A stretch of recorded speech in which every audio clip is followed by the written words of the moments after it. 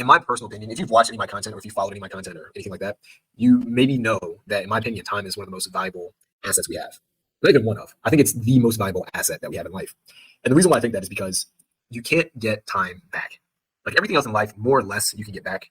Time is one of those things that no matter what you do, as far as I'm aware of, if someone knows or if someone has a magic pill that can reverse time, or one of you guys have a time machine, I would love to see it. I'm sure if you could invent that, that'd be $1 billion industry, $1 trillion, not $1 trillion industry. But to my knowledge, so far at least, I've yet to find a way to reverse time.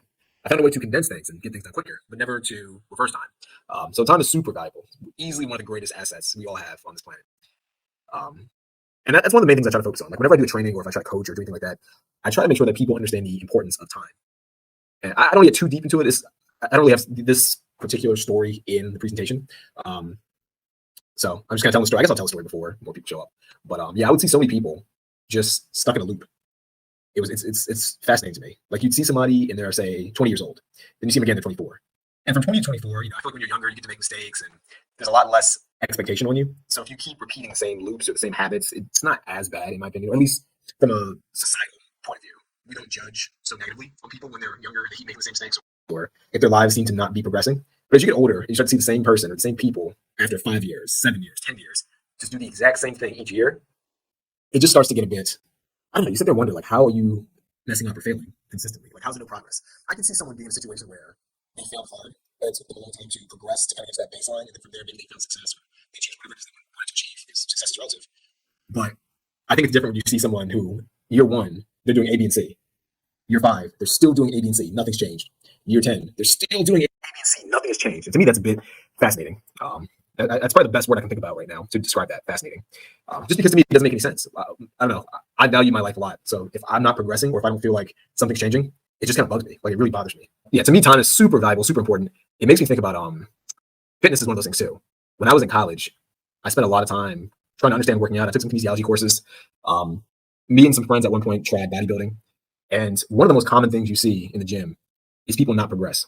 And there's always like a few, usually like about 2 or 3 things most people do that keeps them from progressing. But it was always fascinating to me when you see someone stay year 1 and they go in, they're super excited to be here, they're doing their workout routine, it's good. They got the motivation, they're super happy. Maybe they get those newbie gains, like those baby gains is what they call it. And then it just stuns me when after about 2 or 3 years, they look exactly the same. It's one of those weird things where like you just kind of wasted 3 years not progressing or not changing. If you are new to any of my content, my name is Lenny Richardson. I go by Leviticus Rich. Welcome to my live training. Today in this training, we're going to learn the simple 3-step system I use to conquer each day and 10x my productivity. And by the way, like I said, if you have any questions as I'm going through this, feel free to leave it in the Q&A section, and at the very end, I'll get to it. But yeah, so in this presentation, I'm going to share with you sort of the secret method that I use to dominate each day and get more done in a week than most people get done in months.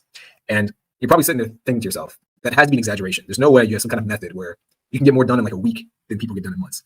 And I'm going to tell you right here now, that is not an exaggeration. I've been told by many people that I can get a lot done in like a day compared to most people.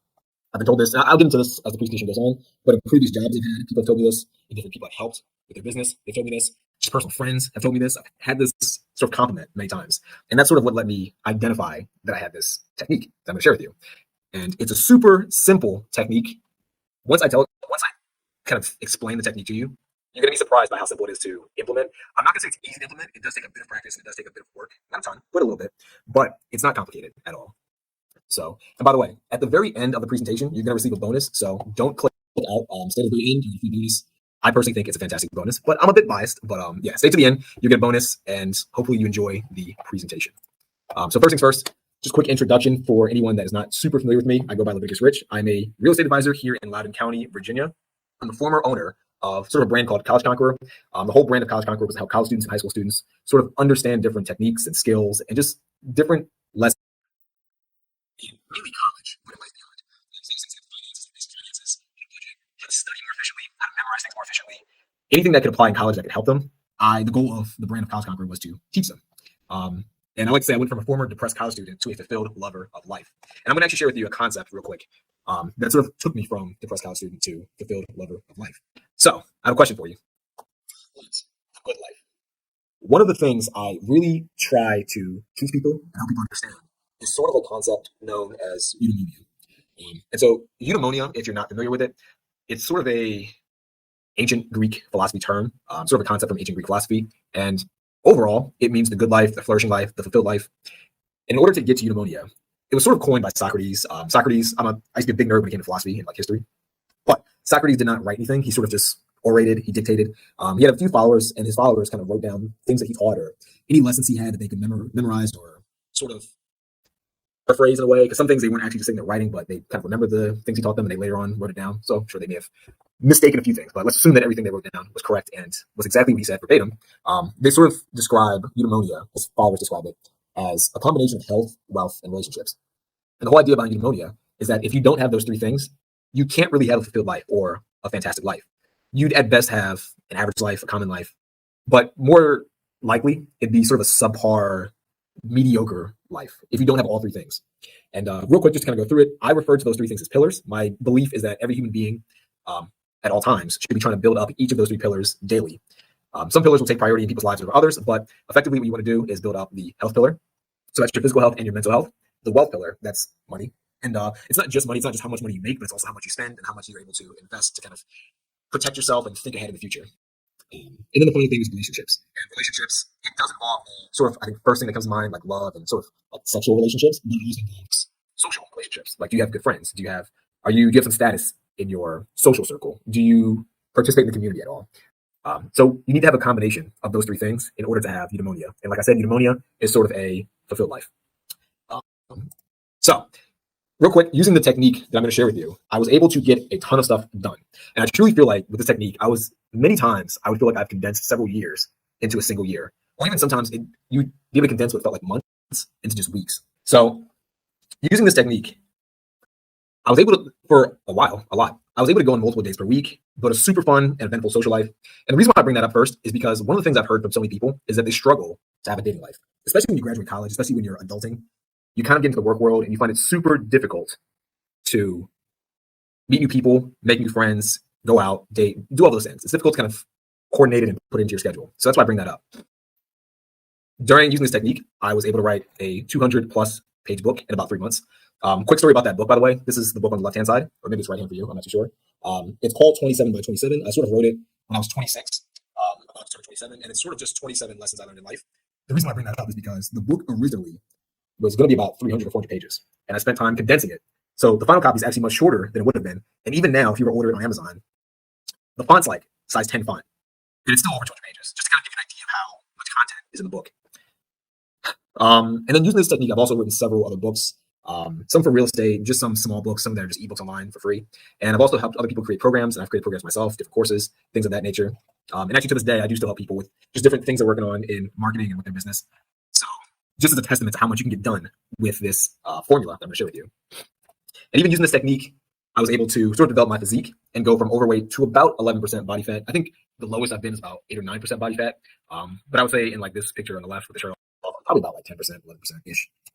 And for those of you that do not know, I used to be very obese when I was younger. Had some issues with my health.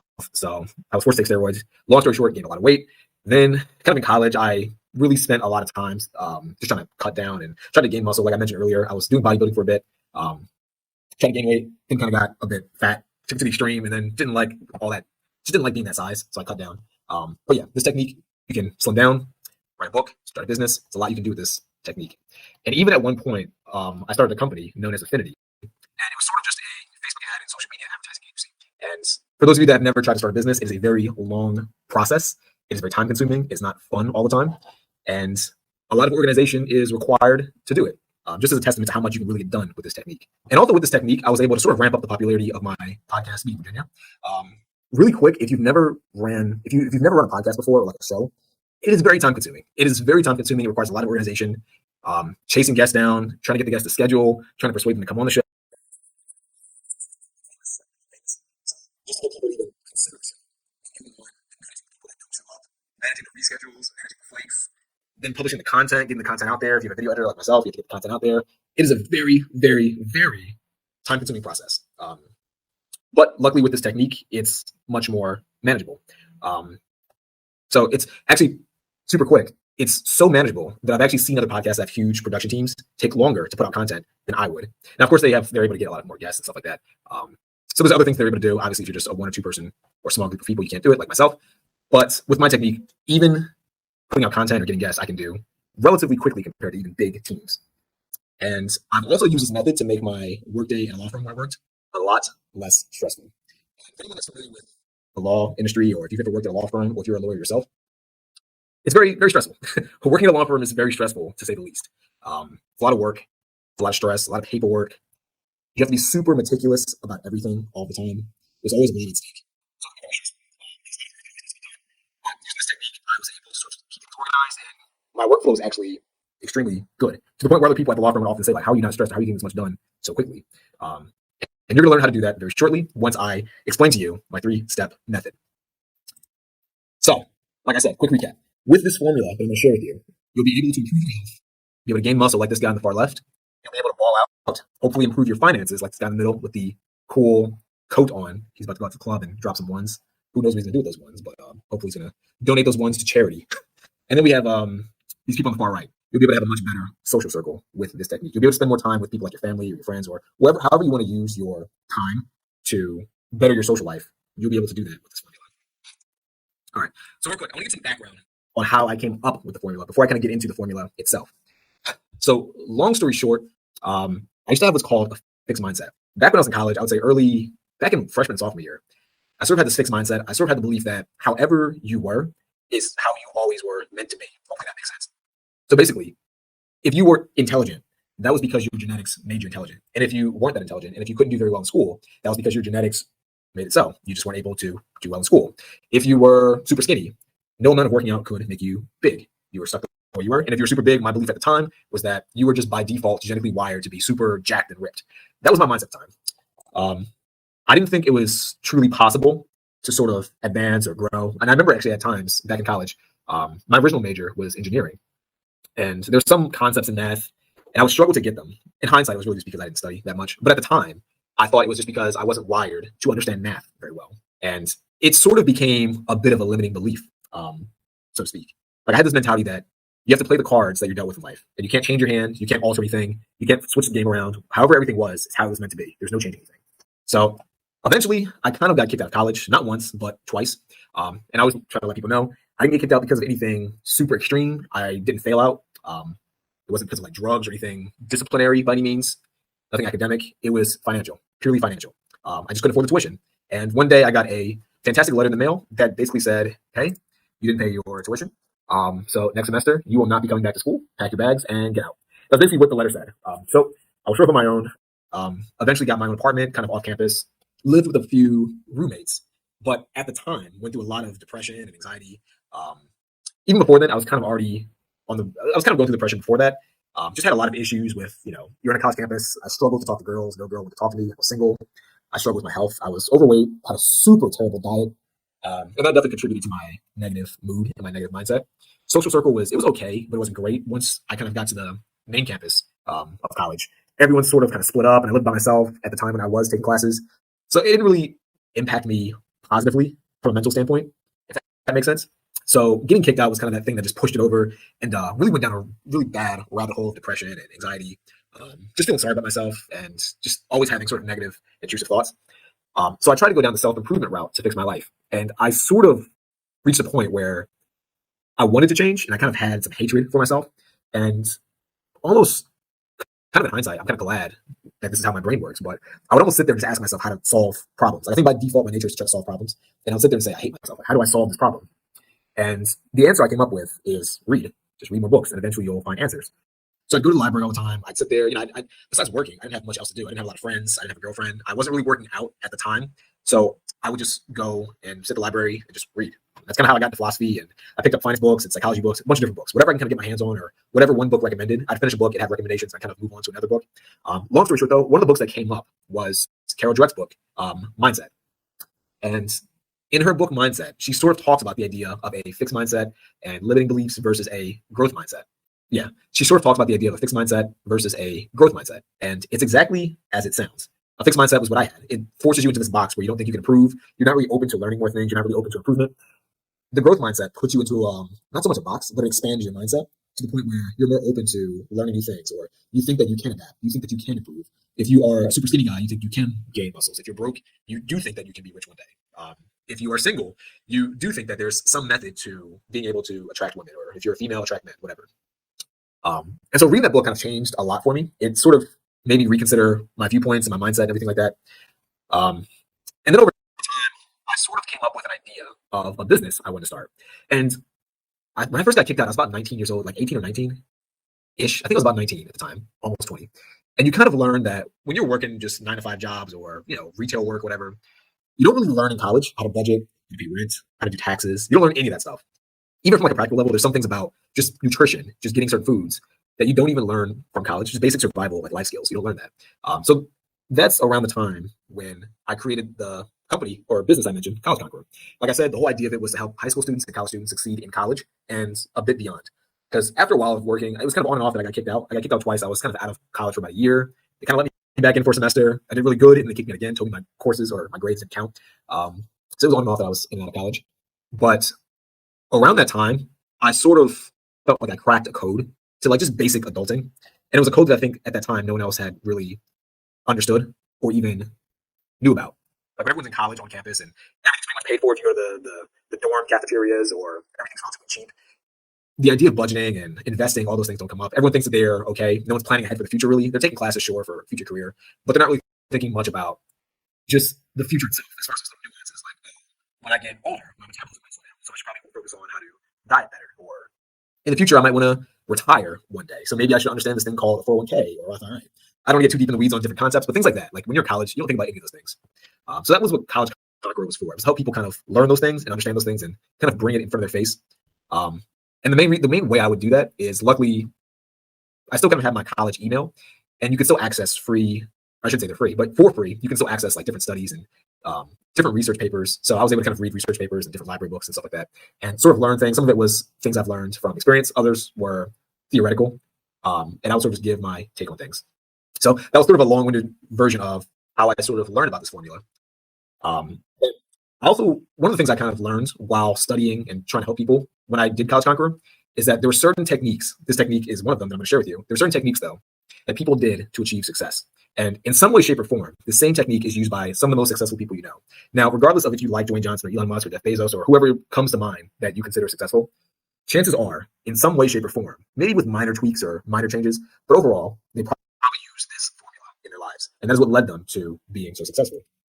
So, what is this formula? I'm sure you're sitting there, you're like, tell me the formula, tell me the formula. You keep going on about the backstory and all this stuff. I want to know the formula. So I'm going to show you the formula. It's super simple. Like I mentioned, it's very easy to comprehend, but somewhat difficult to implement. So this formula is what I call the 3P model. First things first, the first P, plan things out. The second P, prioritize your tasks. And then the third P, produce objective results. So you're probably sitting there thinking to yourself, like, okay, that's it. Like, it's super simple. And yes, it is super simple. But when I first came up with a different version of this 3-step formula, I realized no one does this. Like, literally think about most of the people you know, and I guarantee 99% of them do not do this at all. I will say, step one right here is plan. The majority of people you know probably don't even plan out their day. Like, really sit there for a second and think about it. How many people do you know wake up in the morning and know exactly what they're going to do from start to finish? Like, really sit there and think about that for a second. Chances are, most people don't do it. You probably know, like, a handful. Maybe, depending on who you're around, maybe around some like super high achievers, maybe a good amount do. But most people don't plan out their day. Most people just kind of let the day happen to them. They don't happen to their day. So step one is plan your day out. Now, I tell people that you need to be a general in your own life. You need to have structure in your own life.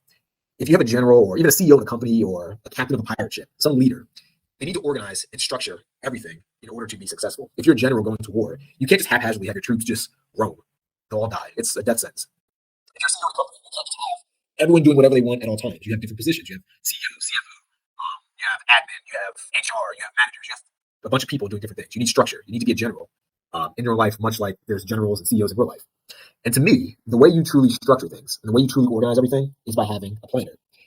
Again, it sounds so basic, but in my personal experience, simply just having a planner is the ultimate game changer in productivity. Like, if you leave this presentation, if nothing else, if you get nothing else out of this presentation, understand that getting a planner will change your life. And I'm not even exaggerating. I swear I'm not exaggerating.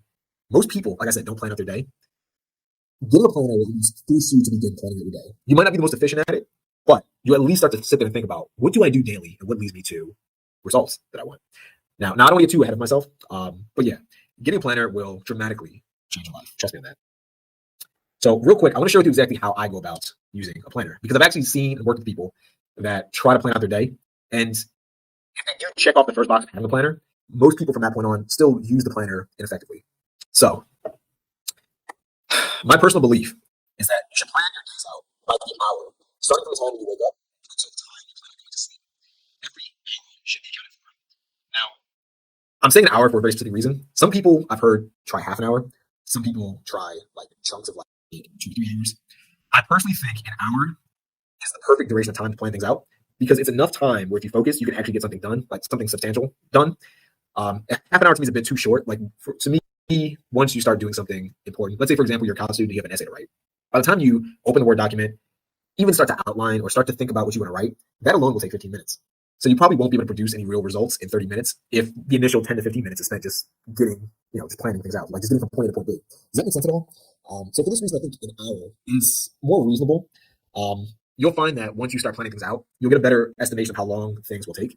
When I first tried to do this method, when I first tried to plan things out, in your head, you look at the paper, you look at the planner, and you'll think to yourself, oh, this one will take an hour, this one will take 2 hours, this one will take 3 hours, and you'll try to give yourself like 30 minutes to do a bunch of stuff, and it never happens. It never happens. And the issue with that is you get frustrated. And I tend to find that people get a bit frustrated, and when they don't see results quickly enough, they give up. Or they start to slow down their progress, and then ultimately they give up, or they end up failing completely, or they do it in like a super unproductive, haphazard way. So in order to avoid that, I'm suggesting plan everything out by the hour. Like me personally, usually I start my day at about 5 or 6 a.m. in general. On my calendar, I used to have a planner. Now I use my phone calendar.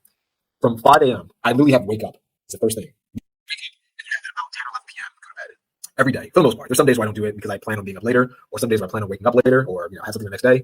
So I'm planning around that. But in general, I start by putting wake up and go to bed at whatever time you plan on waking up and go to bed. And then from there, you fill in everything. And I'm going to explain to you exactly how you should start filling in things in a second.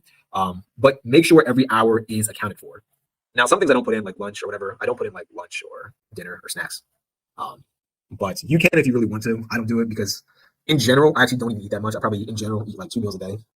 But that's just me. Obviously, you need to tailor it to what you want to do and to what your day involves. So the next step, prioritize. Now, like I mentioned, there's one thing to start putting things in a planner. There's another thing to put the right things in the planner in the right order. I have met some people that do have a planner, and I have met people that try their best to follow their planner. And some of these people actually do follow their planner. The issue I found is that a lot of people don't put the right stuff in their planner. They don't really prioritize extremely well. So I found that sometimes people put like just random things like, I'll give you an example. I had an old roommate, and this old roommate didn't have a planner.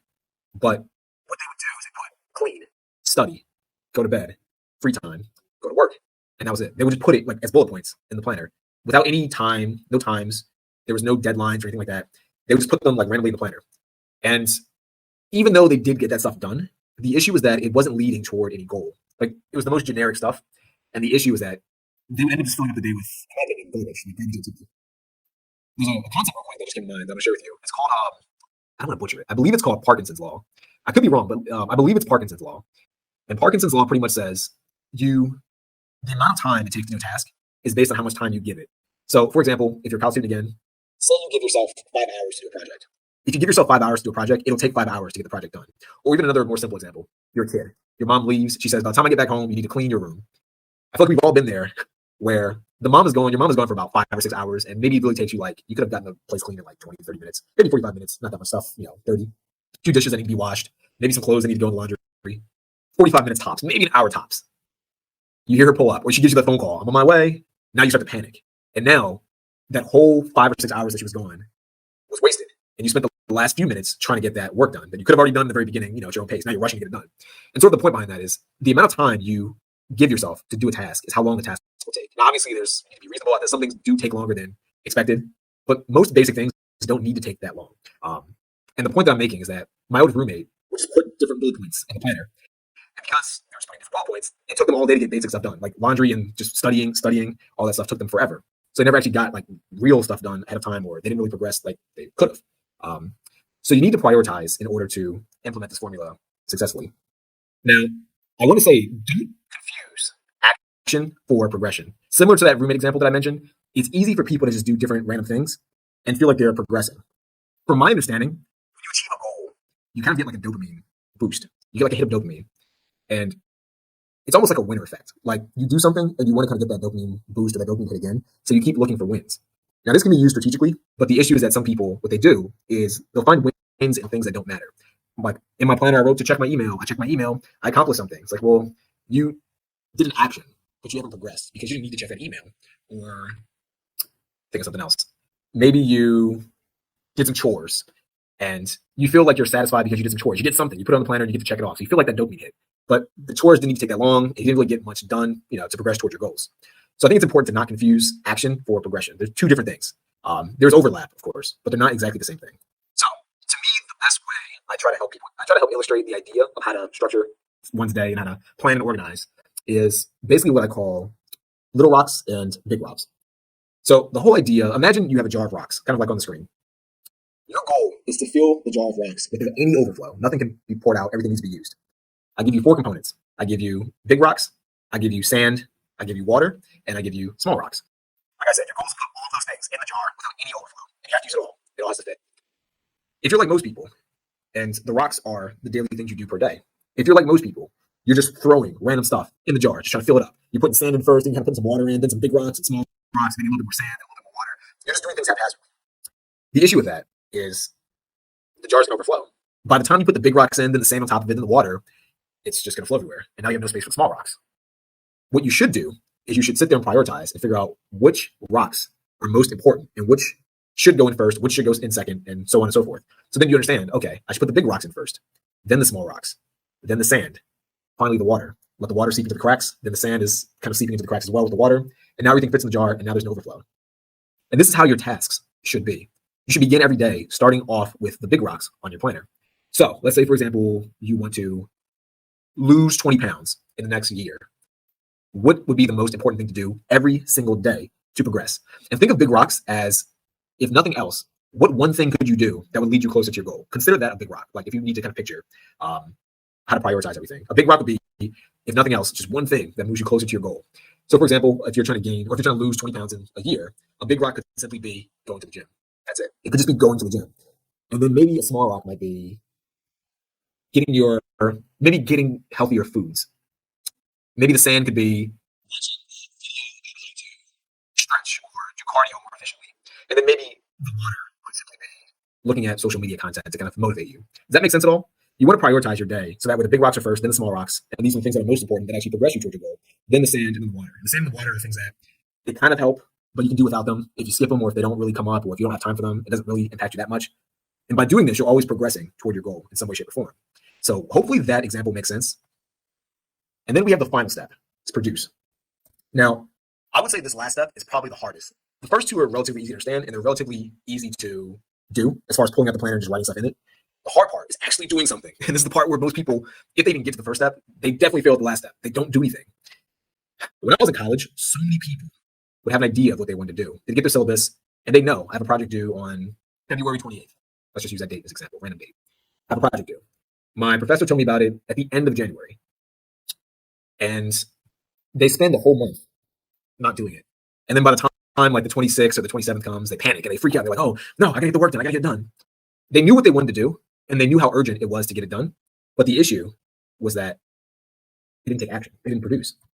And then some people, that's the point where some people fail because they didn't get it turned in time. They ask for an extension or they kind of do it sloppy and they do it quickly and then it's just not as good. And then you got a few people out there that work well under pressure. But that's a bit of a dangerous path to go down. In a lot of instances, it doesn't work very well. So try to avoid that. But the point I'm making is that for many people, they procrastinate.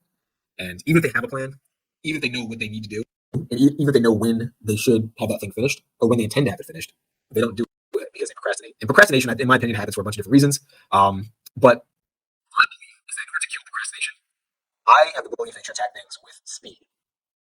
And to me, speed is the amount of time between your idea and execution of the idea. I've seen people, for example, when they have, say, a business, they have an idea. They're like, yeah, you know what, Lenny, I got this idea. I want to start a course. And, this course of mine, I'm thinking about it. I think it might be a good hit. I think I got some good information to provide. I kind of want to add like some coaching to it. I want to add some like bonuses to it. I'm like, okay, cool. That sounds like a great idea. Fantastic. You have the know-how and you have the insights to make this course work well. Like, you'd be a great coach. You have a lot of experience. Cool. See you a month later. So how's that course going? Oh, I'm working on it, man. I haven't gotten that first module done, but I'm still planning the outline. Okay, cool. I got you. 3 months go by. How's that course, man? Did you get it done? No, man. I'm still working on the outline. I'm trying to get the perfect format going. Trying to make sure it's high quality. Trying to make sure everything's going well. Which I totally get about making sure things are quality. But I found that the longer it takes to start something, the longer it takes to get something done, the easier it is to procrastinate and the easier it becomes to never actually finish it ever. And I feel like most people, they do this. They have an idea of what they want to do. They have the motivation, but they don't start to implement. They don't start to actually execute or produce. And because they don't produce, it never gets done. So it's out there floating in the ether, never to be accomplished. Really quick story, like I mentioned earlier in the presentation, I'm a fan of like history, especially people like generals. Generals to me fascinating, like old, like Alexander the Great and Napoleon and things like that. They just fascinate me. Just the mindset behind those guys, Caesar, all those guys. And there's a cool story I read in it's like big textbook about Alexander the Great, maybe like 3 or 4 years ago, and it was sort of it was about a strategy that Alexander the Great used. He had a lot of strategies, but one strategy he used that apparently helped make him super successful was he was able to sort of build up a camp and tear down the camp extremely quickly. And so what I mean by that is he'd be out with his troops. They're out sort of roaming or wandering, trying to conquer new lands. And he had some way, and I don't remember them ever describing exactly what he did, but he had a very weird way of setting up like his tents. I think he just set up like a tent in like the most basic way, like one stick, and it would just kind of be like a tarp almost, if I remember correctly. I don't know if they gave like a super deep explanation to it, but it was efficient enough where people stayed warm and they weren't really exposed to the environment too much. He built it in such a simple way that if they got word that an enemy was approaching, or if they got word that an enemy was nearby and they thought that they wanted to ambush the enemy, they were able to tear down the camp like immediately. And apparently back during those times, one issue when it came to ambushes is that it took people so long to build up camp and tear down their camp. So you're kind of sitting duck while you're trying to tear down your camp and gather your resources and then move out. Apparently Alexander the Great did not have that issue. He found some way to kind of gather his resources, get the horses, get the camp and tents put away before people could attack him, or if he needed to attack someone else, he would do it quickly.